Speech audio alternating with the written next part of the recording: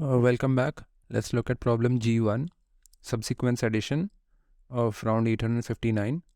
So what does the question say? We are given an array final C. What is final array C? Final array C is the final array obtained after performing some operations to the original array A. The original array A is nothing but the number 1.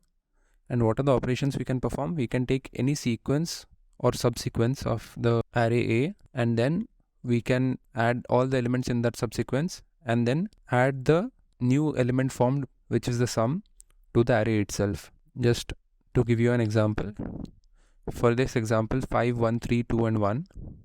So 5, 1, 3, 2, 1. You have to check if this array can be formed from the original array, which is 1. So what do we do? From the original array 1, we take the only subsequent array possible, which is 1. So we add it. So now the array is 1, 1. And then we take this part and add it. So it becomes 1, 1, 2. And then we take this part and add it. So it becomes 1, 1, 2, 3.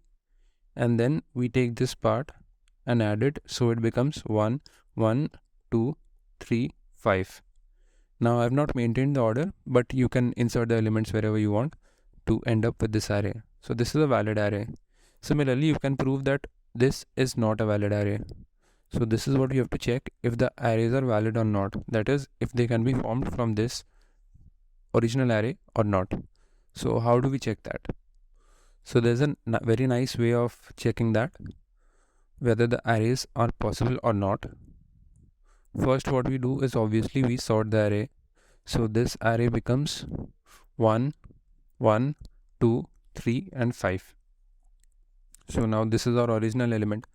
If the original element is not 1, then we print not possible, right?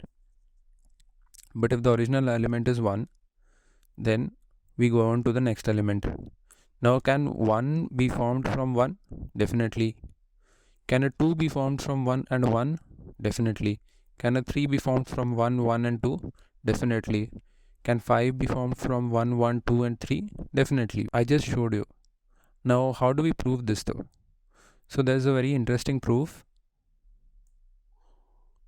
So what we can do is we can take a sum variable, right? So originally the sum is 0, and after the first element is added, sum becomes 1.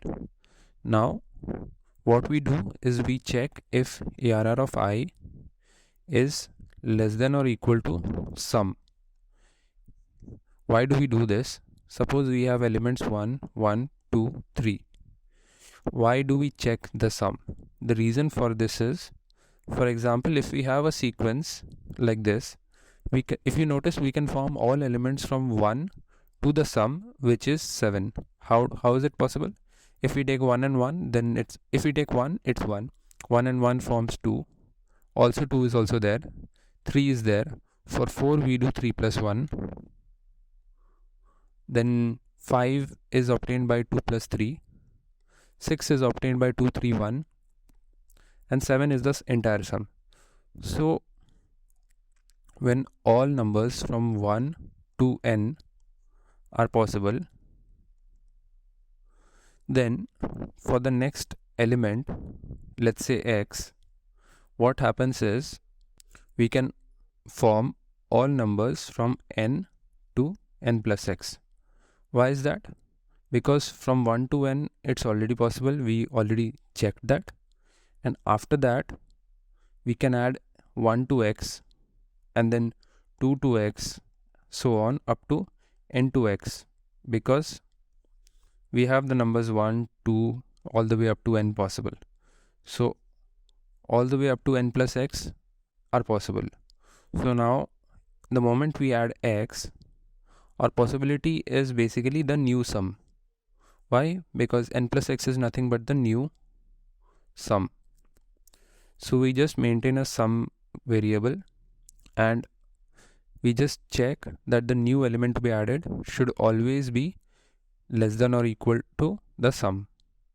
So according to this logic, so let's check for this example. 7, 1, 5, 2, 1. So once we sort it, it's 1, 1, 2, 5, 7. So originally the sum is 0. After adding the element 1, sum becomes 1. Now 1 is less than or equal to 1, so no worries. Now the sum becomes 2. 2 is less than or equal to 2, so no worries. Now the sum becomes 4. And now 5 is not less than or equal to 4. So we break out of the loop. This is not possible, right? Not possible. So this is the logic. Let's look at the code. Let's look at my accepted solution. Yeah, so that's what I've done here. I've taken the input array, I've added it in a list, and then I've sorted the list, and then I've checked if the first element is not equal to 1, then it's a false, obviously, because the starting element has to be 1. And after that, I've just maintained a sum variable from the next index onwards, that is from index 1. I've just maintained a sum variable, and I've kept on adding the next element to the sum. And if any situation arises such that the element is greater than the existing sum, then we break out of the loop and set the flag to false. And then we just print the answer based on the flag. That's it. Thanks for watching. Subscribe to my channel.